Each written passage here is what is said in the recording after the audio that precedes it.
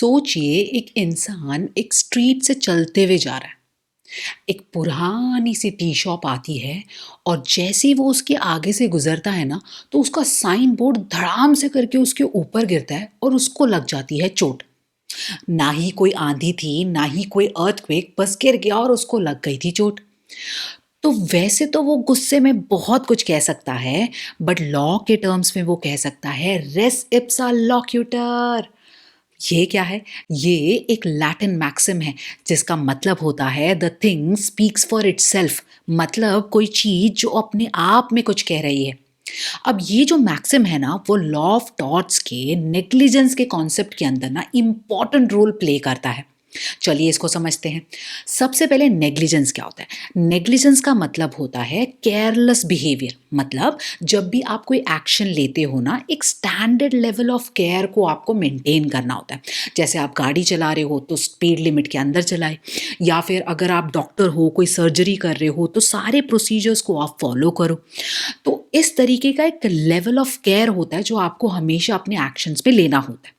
तो जब आप ऐसे लेवल ऑफ केयर को नहीं लेते, मतलब केयरलेस तरीके से बिहेव करते हो और किसी और इंडिविजुअल को कोई हार्म या डैमेज सफ़र करना पड़ता है ना, तो वहाँ पर एस्टैब्लिश होता है नेग्लिजेंस। अब इस नेग्लिजेंस को प्रूव करने के लिए ना प्लेंटिफ को तीन चीज़ें कोर्ट के सामने दिखानी होती है। पहला ये कि डिफेंडेंट के पास ना एक ड्यूटी ऑफ केयर थी टुवर्ड्स द प्लेंटिफ।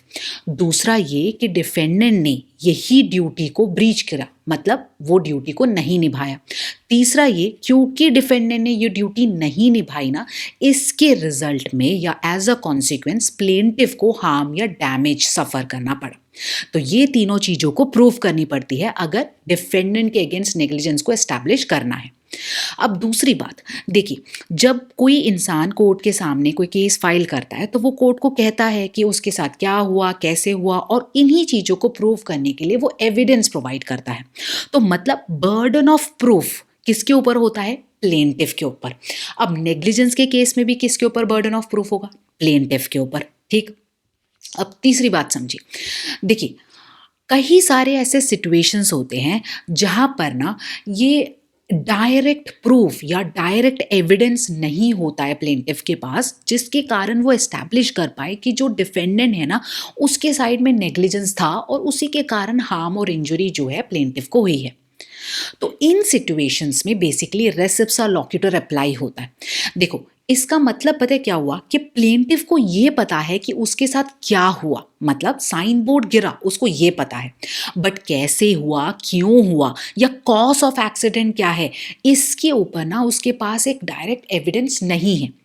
तो यहाँ पर जब रेस इप्सा लॉक्यूटर अप्लाई होता है ना, तो वो क्या करता है, वो क्या कहता है, पहले ये सोचिए। वो कहता है कि the thing speaks for itself. मतलब पूरा इंसिडेंट, पूरा एक्सीडेंट अगर आप सोच के देखो और फिर ध्यान से उसको एनालाइज करो ना, तो वो क्लैरिटी के साथ, clearly, without any alternative explanation, वो एक ही सिर्फ बात बता रहा है कि वहां पर नेग्लिजेंस हुआ है और जिसके कारण ही ये इंजुरी और डैमेज हुई है। तो जब रेस इप्सा लॉक्यूटर को अप्लाई कर दिया जाता है ना, तो वहां पर वो कोर्ट को कहता है कि आप प्रिज्यूम कर लो नेग्लिजेंस हुआ है, मतलब प्रिजम्पशन ऑफ नेग्लिजेंस को ले लो। और इसकी खास बात पता है क्या है? कि यहां पर कोर्ट ने प्रिज्यूम करा है, मतलब फाइनल नहीं हुआ है। तो यहां पर इन प्रिजम्पशन ऑफ नेग्लिजेंस के आगे ना एक टर्म जुड़ जाता है, that is rebuttable presumption of negligence. इसका मतलब क्या है वो भी बताती हूँ। सबसे पहले ये भी देख लो कि रेस इप्सा लॉक्यूटर को अप्लाई करने के लिए ना तीन इंपॉर्टेंट कंडीशंस का होना, इसको एस्टैब्लिश करना बहुत इंपॉर्टेंट है। पहला ये कि जो भी इंसिडेंट हुआ है ना, वो विदाउट नेग्लिजेंस होता ही नहीं, मतलब नेग्लिजेंस था इसीलिए वो इंसिडेंट हुआ है। दूसरा ये, किसी चीज जिससे इंजरी या डैमेज हुई है ना, वो चीज एक्चुअल में डिफेंडेंट के एक्सक्लूसिव कंट्रोल या मैनेजमेंट में थी। तीसरा ये कि प्लेंटिफ के साइड से ऐसा कोई एक्शन नहीं हुआ जिसके कारण हम ये कह सकते हैं कि प्लेंटिफ ने एक्चुअली वो इंजरी होने में कंट्रीब्यूट करा है, या फिर हम ऐसा कह सकते हैं कि प्लेंटिफ ही तो रीजन था या उसके एक्शन ही रीजन थे उसको हार्म या इंजरी होने में। ऐसा कोई एक्शन प्लेंटिफ के साइड से नहीं हुआ है। अब जब रेस इप्सा लोकेटर अप्लाई हो जाता है ना, डिफेंडेंट के ऊपर ना बर्डन ऑफ प्रूफ जो है वो शिफ्ट हो जाता है। मतलब पहले बर्डन ऑफ प्रूफ प्लेंटिफ के ऊपर होता है, तो वो शिफ्ट होकर डिफेंडेंट के ऊपर चले जाता है। तो मैंने आपको पहले क्या कहा, that is rebuttable presumption of negligence, है ना। तो यहाँ पर होता क्या है, डिफेंडेंट की बारी होती है कि वो कोर्ट के सामने ये प्रूफ करे कि उसके साइड में कोई नेग्लिजेंस नहीं था एंड उसने नेग्लिजेंटली एक्ट नहीं करा, बल्कि रीजनेबल केयर अपनाया था अपने एक्शंस में। तो इस तरीके से अगर वो सक्सेसफुली प्रूव करता है तो फिर उसके ऊपर नेग्लिजेंस नहीं लगेगा, बट अगर वो सक्सेसफुली नहीं प्रूव कर पाता तो वो लायबल हो जाता है नेग्लिजेंस के। तो रेस इप्सा लोकेटर ने क्या करा, जहां पर डायरेक्ट एविडेंस नहीं था प्लेंटिफ के पास, उसने प्लेंटिफ को कहा कि आप रिलैक्स करो, आपका जो इंसिडेंट है ना वो खुद में ये बता रहा है कि नेग्लिजेंस हुआ है, वो खुद बल्कि नेग्लिजेंस का एक एविडेंस बन जा रहा है। तो इस तरीके से खास चीज रेस इप्सा लोकेटर करती है नेग्लिजेंस के केसेस में, और बर्डन ऑफ प्रूफ को शिफ्ट कर कर डिफेंडेंट के ऊपर डाल देती है। अब कुछ केसेस देखते हैं जिसके द्वारा हम इसको ये देखेंगे कि कोर्ट एक्चुअल में इसको अप्लाई कैसे करती है। पहला केस है बर्न वर्सेस बॉडल का। अब ये 1863 का केस जो था, इसके अंदर जो चीफ थे ना बैरन पोलॉक, उन्होंने बेसिकली रेस इप्सा लोकेटर को इंट्रोड्यूस करा था एंड इस केस में अप्लाई करा था। अब इसमें हुआ क्या था, जो प्लेंटिफ थे ना वो ऐसे स्ट्रीट से चलते हुए जा रहे थे, कुछ मेरे एग्जाम्पल से भी मैच करा होगा। तो वो स्ट्रीट से चलते हुए जा रहे थे, जैसे ही वो डिफेंडेंट की शॉप से आगे निकल रहे थे ना, तो डिफेंडेंट की शॉप के ऊपर एक बिल्डिंग थी। तो वो बिल्डिंग जो थी, वो जो फ्लोर था, वो बेसिकली डिफेंडेंट का वेयर हाउस की तरह यूज किया जाता था। तो इस वेयर हाउस के विंडो से ना एक कंटेनर, मतलब बैरल ऑफ फ्लावर जो है वो प्लेंटिफ के ऊपर गिर जाता है और इसको इंजरी हो जाती है। जब वो लोअर कोर्ट के सामने जाता है तो कोर्ट कहता है कि आपके पास तो डायरेक्ट एविडेंस है ही नहीं कि नेग्लिजेंस हुआ है डिफेंडेंट के साइड में, तो इसलिए आपका केस जो है डिसमिस करा जाता है। अब कैसे ना कैसे परमिशन मिलके वो जो है अपील फाइल करता है। जब अपील फाइल करता है तो इस केस में बैरन पोलॉक जो होते हैं ना, वो ये कहते हैं कि देखो, फैक्ट ऑफ फॉलिंग, मतलब कोई चीज गिर रही है, वो फैक्ट इटसेल्फ पहले तो हमें दिखा रहा है कि वो नेग्लिजेंस के कारण हुआ है। क्यों? क्योंकि भला ऐसा कैसे हो सकता है कि किसी विंडो से कोई चीज, इतनी बड़ी चीज नीचे गिर गई। ये तभी हो सकता है ना कि जब किसी ने नेग्लिजेंटली, केयरलेस तरीके से एक्ट किया हो, उसके अलावा तो हो ही नहीं सकता।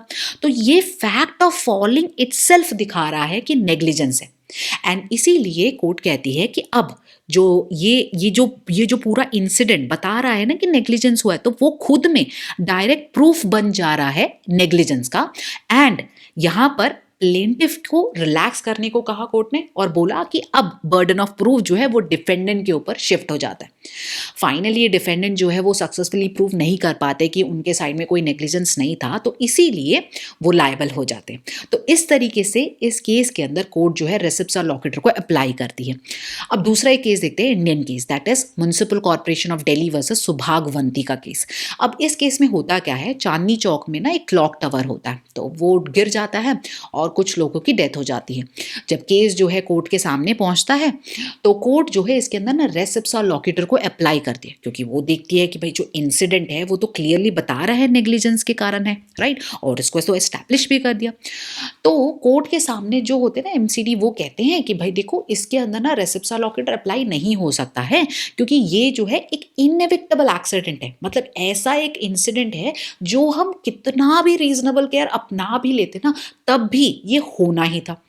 बट सुप्रीम कोर्ट जो है इसको रिजेक्ट कर देती है इनके कंटेंशन को, और कहती है कि हाई कोर्ट ने ना सही करा था रेस इप्सा लोकेटर को अप्लाई करके।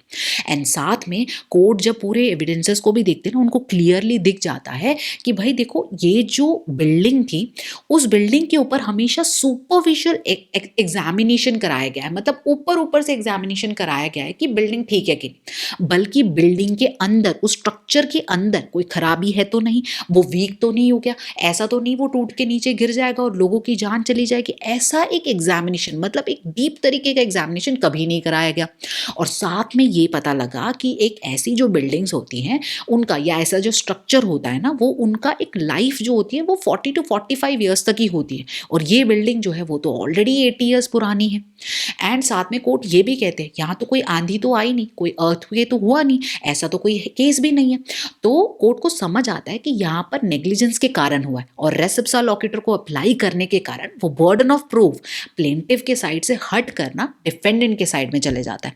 अब क्योंकि डिफेंडेंट इसको सक्सेसफुली प्रूव नहीं कर पाते हैं तो वो लायबल हो जाते हैं नेग्लिजेंस के लिए, राइट। मतलब वो प्रिजम्पशन ऑफ नेग्लिजेंस को ना रिबट नहीं कर पाते, डिस्प्रूव नहीं कर पाते कि उनके साइड में नेग्लिजेंस नहीं था यार, और एक्चुअल में उन्होंने रीजनेबल केयर अपनाया था। अब लास्ट में जब वो नेग्लिजेंस के लिए लायबल हो जाते हैं तो कोर्ट देखते हैं कि यार इनकी जो ड्यूटी थी ना वो तो इन्होंने नहीं करी थी, और ड्यूटी करना भी तो इंपॉर्टेंट वाली बात होती है। अब वो ना करने के कारण वो एक्चुअल में नेग्लिजेंस के लिए लायबल बन गए। और इनकी ड्यूटी क्या थी कि वो पीरियोडिकल तरीके से या एक हर एक फ्रीक्वेंट तरीके से उस स्ट्रक्चर को एग्जामिन करें और प्रॉपरली देखें कि उसमें कोई खराबी तो नहीं है, वो वीक तो नहीं हो गया। अगर ऐसा कुछ हुआ है तो स्टेप्स लिए जाए इसको स्ट्रक्चर को प्रॉपरली मेंटेन करने में। अब ये वाली ड्यूटी तो इन्होंने निभाई नहीं थी और फाइनली उनको लायबल ठहराया गया। तो इस तरीके से ना रेस इप्सा लॉकेटर जो है नेग्लिजेंस के केसेस में अप्लाई होता है। तो जहां पर डायरेक्ट एविडेंस ऑफ नेग्लिजेंस नहीं होता ना, बट रेस इप्सा लॉकेटर क्या कर देता है, वो जो फैक्ट है और जो इंसिडेंट है जब वो क्लियरली दिख जाता है कि वो नेग्लिजेंस की ओर ही इशारा कर रहा है, कोई और ऑल्टरनेटिव एक्सप्लेनेशन की तरह नहीं, तो वहां वो खुद इंसिडेंट ही नेग्लिजेंस का प्रूफ बन जाता है and burden of proof shift होके प्लेंटिव से डिफेंडेंट की ओर चले जाता है। तो इस तरीके से हमने समझ लिया कि रेस इप्सा लॉकेटर क्या होता है। चलते हैं, मिलते हैं नए वीडियो में नए टॉपिक के साथ, तब तक के लिए बाय बाय।